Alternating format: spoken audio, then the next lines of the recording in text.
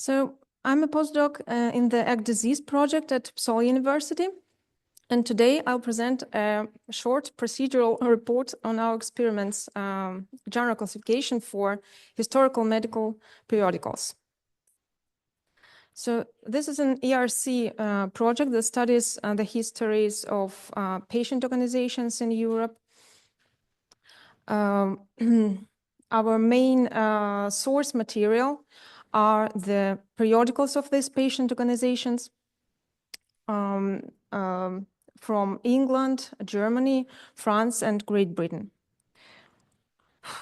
This table shows the size in pages and year coverage for the materials corresponding to each disease.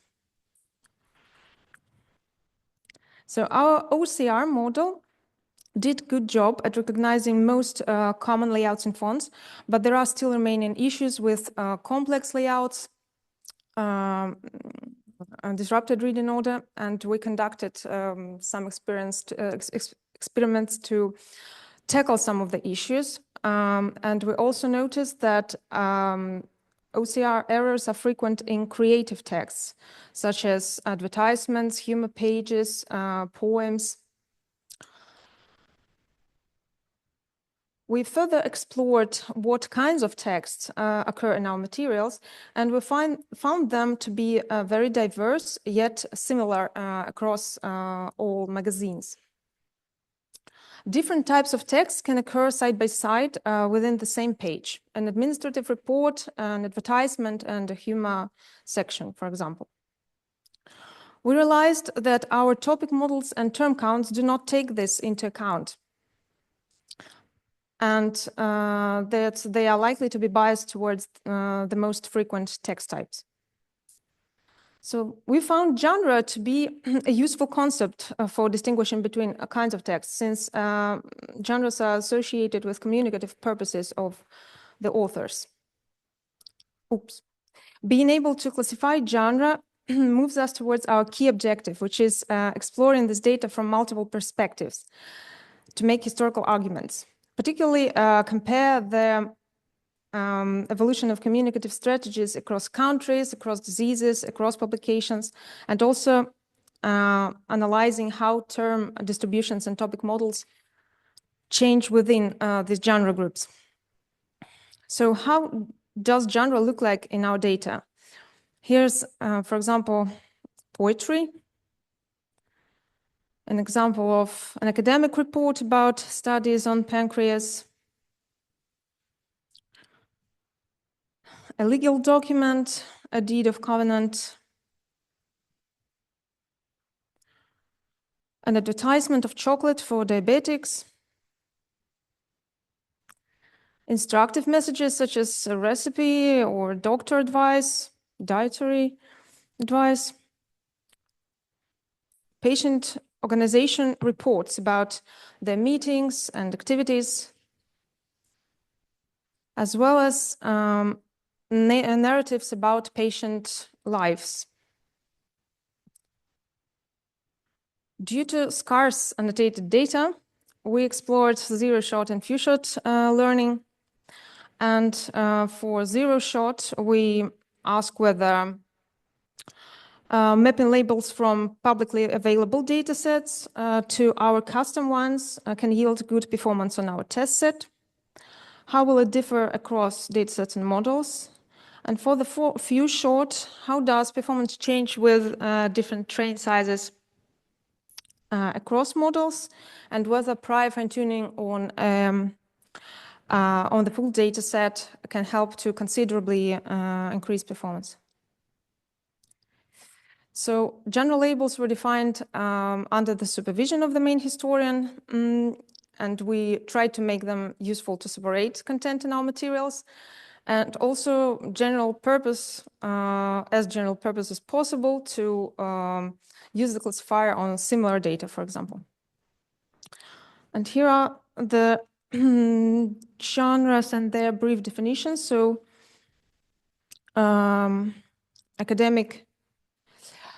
the purpose of academic is to bring information from scientific medical community to the audiences of the magazine. Administrative aims to report and inform about patient organization events and activities. And we have, as you can see, some other genres which are quite common: advertisements, guidance, fiction, legal news, non-fiction, and question answers are question answering sections from the periodicals. As a notation unit, we use paragraphs from the ABI output merged by font pattern on page level. We sampled from 2 magazines in Swedish and German. The paragraphs were annotated by 6 project members. We selected 2 annotations, collected 2 annotations per paragraph with an agreement of 95 according to Krippendorf's alpha, which is quite high. And here's a sample, an example of file used by annotators. Here we have columns corresponding to genres where they put hard assignments of genres. It was difficult, but they did it. So for the experiments, we split the data first into train and held out sets, which is around 30% of the annotated data. For the few shot experiments, we divide held out equally and balance by label. Also, we exclude legal and news because we don't have sufficient training data for them. And for zero-shot experiments, the entire test set is used. So these plots show the distributions across languages and genres in train and held out. We have strong imbalance in advertisement and non-fictional prose across languages. So we needed external data sets for zero-shot experiments, so we took modern data sets from previous work on automatic web genre classification, corpus of online registers of English, and functional text dimensions dataset. They are annotated on document level. Additionally, we use a sample of universal dependencies UD multi-genre that contains annotations on sentence level in multiple languages.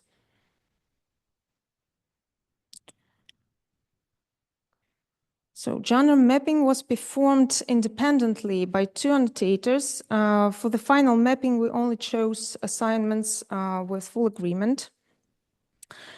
You can see the results in mapping on this slide. For some of our genres, there were no suitable labels in the data sets, in the available data sets. And here's the pipeline of training data creation. So after mapping, we do preprocessing, also chunking, and sampling in several configurations by language family and by level of labels, ours and original labels.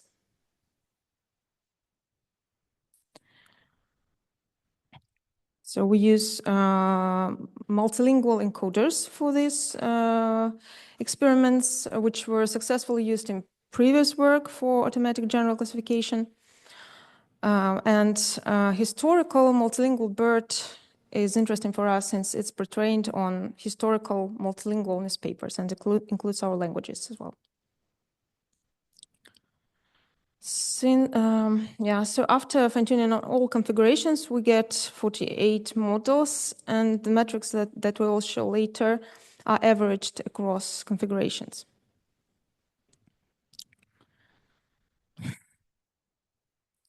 So since label sets don't perfectly overlap, we look at each individual genre and analyze confusion matrices to avoid potential biases.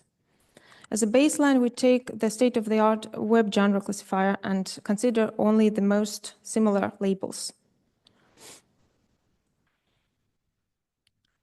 So overall, fine-tuning on functional text dimensions works better with our mapping.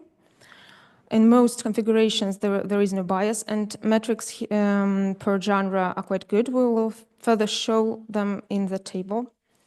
Interestingly, on certain data sets, some models handle certain genres much better than other models, on average. And this is the case for XLM Roberta, which predicts question answer QA much better than other models when we fine-tune it on UDM. So these are confusion matrices for some configurations where we can observe this behavior highlighted in red frames. And these are detailed average scores where highlighted values mean that this performance is not a result of systematic biases towards these categories. So I will skip this one. So let's look at few-shot learning.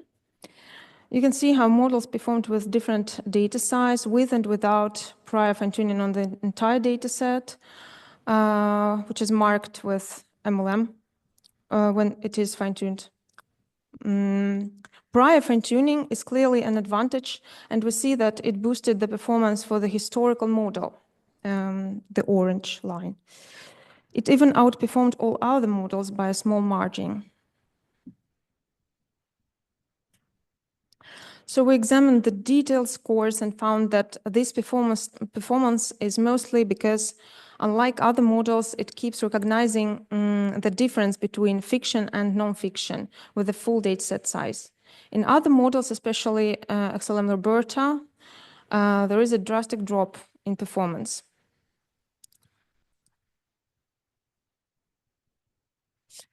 So looking at the confusion matrix of XLM Roberta with prior fine-tuning on the whole dataset, we see that nonfiction prose is frequently over-predictant for fiction.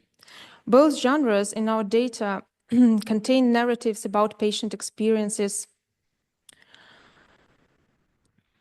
So probably with full data size, these genres become more similar. Probably more data is needed to improve performance. We're solving this. So since we don't have enough data for instruction tuning at this stage, we did few-shot prompting of a popular multilingual generative model with open weights, Llama 3.1 instruct. This is an example of a prompt structure with genre definitions and examples. So we had for each genre 2 or 3 examples. We tried to select good examples. The results showed that it handles certain labels fairly well. However, 2 or 3 examples are not sufficient to represent some genres such as non-fictional prose, advertisement, administrative. So moving to the conclusions. So magazines are a promising source of research for the history of science, but especially popular magazines are very genre-rich, and these genres reflect the choices of communicative strategies. Taking them into account is challenging yet important for accurate and detailed interpretation of text mining results. Genre classification enables us to perform comparisons across sources from a new perspective. Will enable. With no training data, one option is to use modern data sets if you have quite general purpose categories or labels. Another one is to few-shot instruct a good generative model. But if you have some, so few-shot learning of multilingual encoders such as XLM Roberta or historical multilingual BERT with prior MLM fine-tuning is a good option as well. So for us, it was the best one. Yeah, and it's just about historical multilingual BERT, for which the gains were the major. And here are some things that we are doing now. Yeah, so we can see to improve the quality of this work for us and for the community. So, acknowledgements. And yeah, this is the project website. Thank you for the present. Questions, please. Yes, I point then in a sequence of questions. First advice, don't use Llama 3, 8 billion parameters. Try Gemma with 12. It will be better because the way how they trained it. And it's more recognizing structured content and you can get better results. Thank you. Thank you as well. Yes, of course. But we tried this now as, just to check for these annotations that we did in summer, because these are autumn experiments and we already published them. But then we did new annotations with more fine-grained schema. And yes, there we will see, because this appears to be much more challenging now. Because there we had a good agreement and more domain-based category, classification of text. And now we want more genre-based classification of text. So one Zoom question, and please raise your hands. I collect it and then I make a bundle of questions. It's actually my own question. Okay. And then I can read the Zoom question as well. I'm just hearing. What is a genre? So what genre of genre do you consider? Is there a sort of classical set, or could you also try to find sort of new types of texts or new genres? Is that something that you're interested in, or have you a clear set of genres that you're investigating? So this is a good example. So now we have historians who, you should have, okay. So I cannot respond. We're collecting first. Maybe I collect first the ones which already rose the word.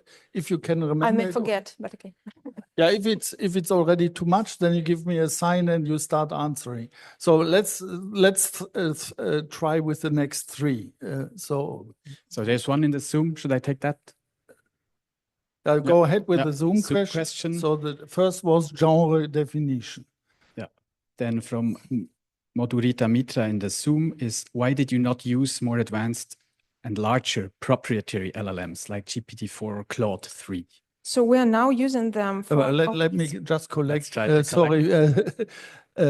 or 4 questions. So you and...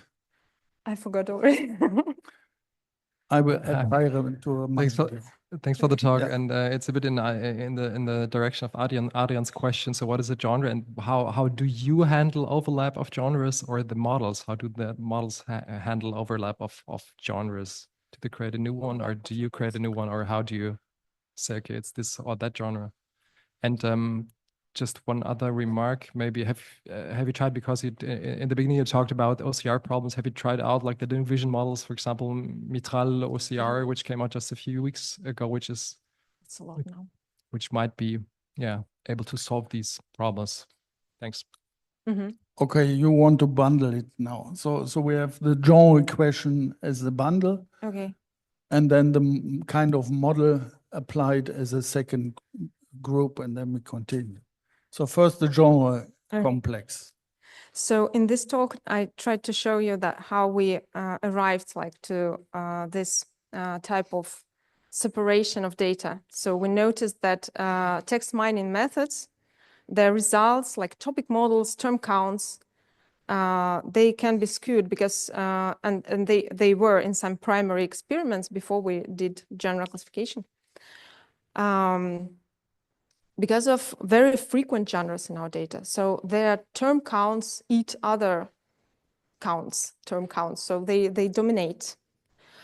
So we arrived from the technical purpose that we need to separate these materials into certain types of content, where we will further explore topic models, term counts, and we will also be able to build distributions of these types of content and look how these distributions change over time. So this was the purpose. A good definition of genre for us is documents that share communicative purpose. I know it is a very polemic topic, but overall, simplifying it a lot, it works. Yeah. And when there are hybrid genres, it's actually a lot of hybrid genre over there. So the task for those annotators was to use because we have merged paragraphs of ABI. So these documents are quite, the paragraphs are quite long, and they were able to select the most the dominating genre, so to say, in their view. And also it was not so difficult for them, because the genres that we selected are really quite clear in our material. The cases where it was not, so 5%. In this specific selection, because in the new annotation project that was financed by Sweclaren, so we hired annotators that knew nothing about this. And there we had to handle 17 categories, hybrid situations, and now we will use active learning also to, to improve the distribution, so to say. It is difficult with these materials because the distribution varies a lot, and random sampling doesn't help, and you need other approaches to collect enough for each category. So synthetic data generation is one of them, but of course it has its downs as well, downside. What was else? Yeah, so that was related. Are the concepts of genres that you use from your experience and your researchers, and why aren't you using machine-generated genres by what method ever? So historically, machine learning technique has something related to classification theory, where you have really sophisticated algorithms to determine the number of classification classes and how to even hierarchically divide that. So you have a very sophisticated mathematical theory for arriving at classification techniques. And I would understand your question is, why not using such established, valid mathematical techniques? Could you elaborate more on that? Elaborate? Yeah. Could you tell me more about Yeah, the classification. But we have also the question about the models here. Because as I understood it, I understood it a little bit differently, because I understood how do you know how many genres are in your data? Yeah, or something like that. Yeah, there are mathematical concepts which tell you whether a new additional class provides new information to your division of course, but how or not. And there is an entropy measure, for example, which is defined, and that you can use whether to stop this algorithm to divide your classes even further. So I don't want to go into technical details, but this theory exists since 50 years at least.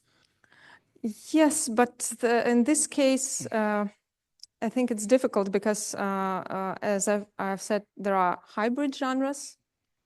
So you don't really know which unit can be defined with genre. So we tested larger units, now smaller units. And I saw even works where clauses were annotated, but they were annotated with communicative purpose, still it's difficult.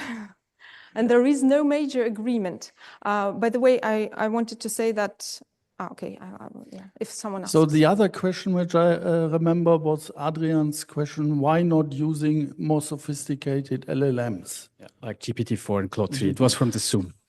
We are using them for synthetic data generation, but you understand that running through the entire data set to understand what categories we have is too much.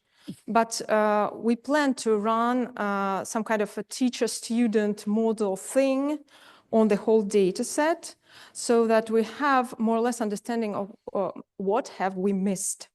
Because I think we know the types of texts in this data. But of course, we might miss things.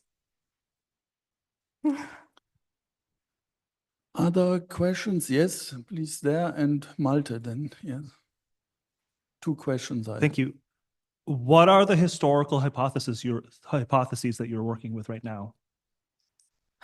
So, for example, one of them is like the transition from more academic style reporting in these journals to more lifestyle reporting. And there are like historical implications that I cannot describe. Still, yeah, historians can. I'm not a historian, but surrounded by lots of them. Yes. Malte? I had more, it's kind of a remark more. I really like the fact that you said certain models are better for detecting advertisements. And I think it's something that we collectively can keep in mind, because it's the same for image recognition, for example, because that is what these models just have data about. So we have a lot of advertisement that is out there to be trained on, and a lot of image advertisements. So how does that affect the use of LLMs for HPSS if all or a lot of what they know is actually advertisement? So is that a problem that we should keep in mind? Just a remark. And I think... Thank you. But you can answer with a remark if you want. No? I don't see I other... completely agree. I just wanted to say that maybe, yeah, I can mention that, where is the presentation? I close the presentation. Can you see it now? Yeah, here we are. So, yeah, that this historical model, I've read quite a lot about journalism genres and this kind of studies. And there is a lab in Copenhagen, yeah. So dedicated to this. So they were studying the transition from 19th century reporting to 20th century reportage. So daily news that we know now, like the current style. And before, they tended to give this procedural chronological reports. So what happened here is interesting, because this historical bird really gave more good predictions on administrative, and administrative is this type of chronological reporting. And also we have in this UD multi-genre data set, the data that was used is parliamentary reports, where they also did the same thing, like chronological reporting about parliamentary meetings. So yeah, just interesting. Thank you for the discussion.